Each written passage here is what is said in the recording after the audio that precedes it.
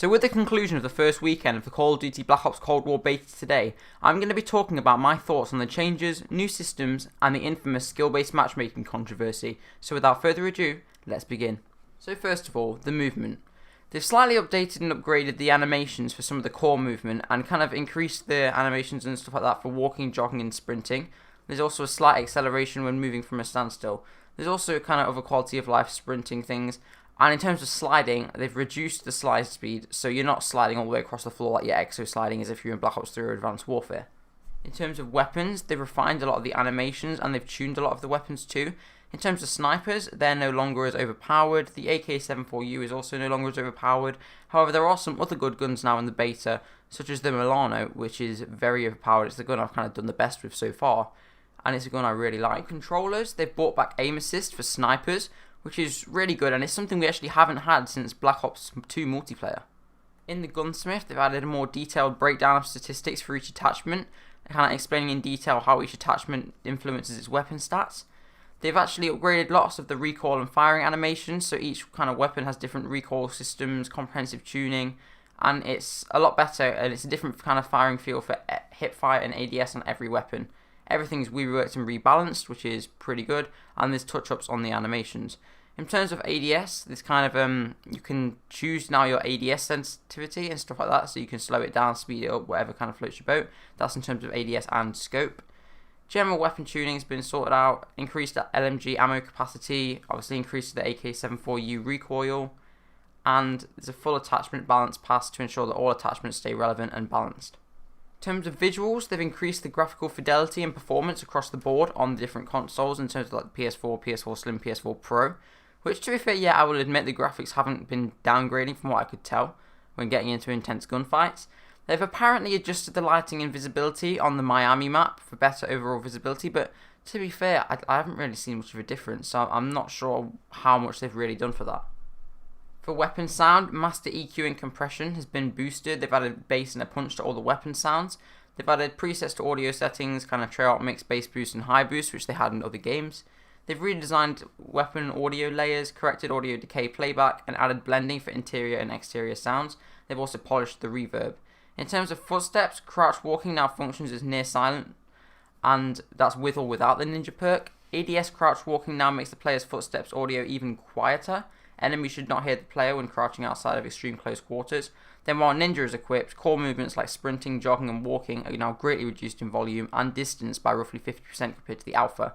ADS walking will also provide a significant stealth advantage when using Ninja. So in terms of hit marker audio, they've added kind of new sounds for fatal and non-fatal hit markers, so you can kind of tell the difference. Score streak audio, they've kind of polished for them. Spy plane audio, reduced the volume of the locational pings. And for the first time ever, pings are directional and location based on where an enemy is when they're swept by the radar, allowing for pinpoint accuracy. They've also tweaked the bullet crack system to prevent players from hearing sounds when they shouldn't, and vice versa. The score streak system has been slightly revamped in the sense that they kind of give more points and reward more objective based game modes and gameplay. So they kind of, say if you're kind of capturing an objective, getting the dog tags, holding down the hard point, you're going to get more points, which is a further incentive to kind of go for the higher streaks and play the objective more rather than just camping and just going for kills. Now, in order to earn top tier score streaks, players will need to go on higher streaks in a single life to be able to kind of ramp up and multiply the amount of points that they're actually earning from this. There's also reduced cooldowns to offset these changes and allow players to cycle through score streaks more often, such as kind of getting more spy planes. The spawns have been adjusted across all the maps: Miami, Moscow, Armada, Crossroads and Satellite. And for vehicles, there's been lots of damage and health adjustments. So now we're going to be talking about the new features. So they've added a locational ping system across all multiplayer modes, much like they've got on Warzone and much like what's on kind of other battle royales as well, to kind of ping different things using the match, using D-pad left on controllers or Z on keyboards. Alternate button layouts like bumper ping and bumper ping tactical can be selected in the gameplay settings menu. There is also now an FOV slider on all platforms, which is something I mentioned in my last video, which I'm really happy about because now you can kind of compete with PC players a lot more in the sense that you can see more on your screen. There's also HUD visual toggles in the sense that you can toggle visuals for the compass, enemy and ally health bars, hit markers, crosshairs, player names and button hints. I'm not too sure if you can change the opacity for these yet. I'll have to kind of look into that further. Nameplates, you can adjust the rule setter when friendly player names would show to reduce instances where friendly nameplates would appear over enemies in certain situations. Now they've added the option for dead zones as well, and the minimum input threshold, which expanded the options to reduce minimum stick input threshold or dead zone to 0. There's a kill confirm new score limit, which has kind of been reduced to 65 for the beta. Now during the free round timer, players can rotate their operator, swap weapons, ADS and change stances. And last but not least, Treyarch have kind of spoken briefly about the new progression system, which will be kind of synchronized across multiplayer, zombies and Warzone, that they've said deserves its own time in the spotlight, although they're going to have more details later as we get closer to launch. The progression system that's in the beta isn't necessarily going to reflect what's going to be in the full game, so I'm not quite sure how that's going to be, but I really hope that the prestige system's back, because that's something I really missed in Modern Warfare. While players won't see this full progression system in the beta, you'll be able to rank up at certain levels to unlock additional content throughout both beta weekends, and I think this weekend the rank goes up to 25, and probably next weekend they'll increase it to 40. So overall, what do I think of the beta? Now overall, I'm going to be quite honest, I haven't enjoyed it as much as I enjoyed the alpha. I really haven't. And that's due to one thing that's become more obvious now than it kind of was before, and that's skill-based matchmaking. I don't know what it is about this game, but the skill-based matchmaking seems to have been added even more and kind of tuned up for this beta to the point where it's worse than Modern Warfare. Just about every single game I'm playing is insanely sweaty, and it wasn't fun to play at all.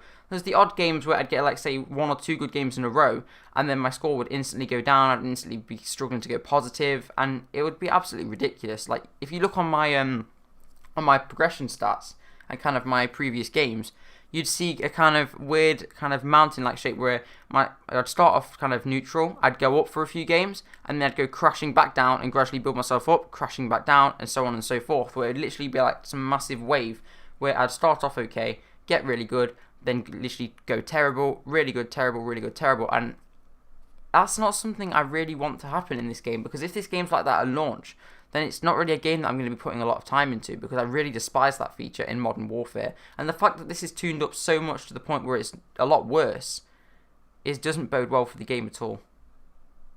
Treyarch previously spoke about the fact that skill-based matchmaking was actually in all the other Call of Duty games, and it's been in every Call of Duty game so far. However, it has been tuned down. The strange thing about this game though is that Treyarch said that they're going to be adding in a ranked mode, but the fact they've added this kind of strong skill-based matchmaking into the casual modes really leads me to believe that possibly Activision was involved.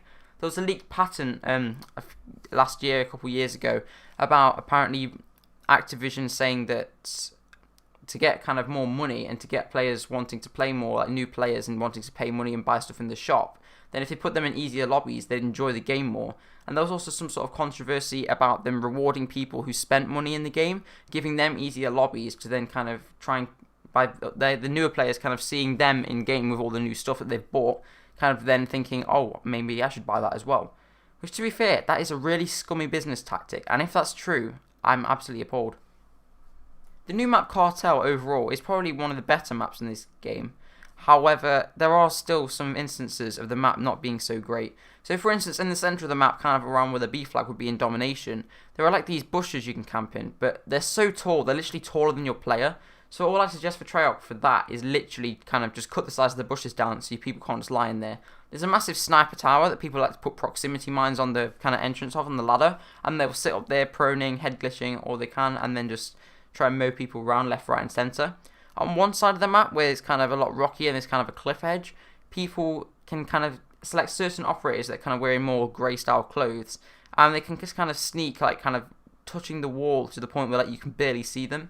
That is one bad thing about the FOV slider as well. I've been playing on max FOV, and I've realised that this does kind of reduce the rate that you can kind of see players, and players are seeing you a lot quicker if they haven't kind of got that from far away, and then it's a lot more difficult to kind of see people from that distance and then to be able to take them out before they can take you out. The netcode in this game has been absolutely shocking as well. In terms of the beta, I don't understand why the servers haven't been cranked up to kind of reflect a kind of more full game experience, especially as I'd literally be shooting somebody and then I'd die where they've only put a few bullets in me. I watch their replay and for instance they've put half a clip into me.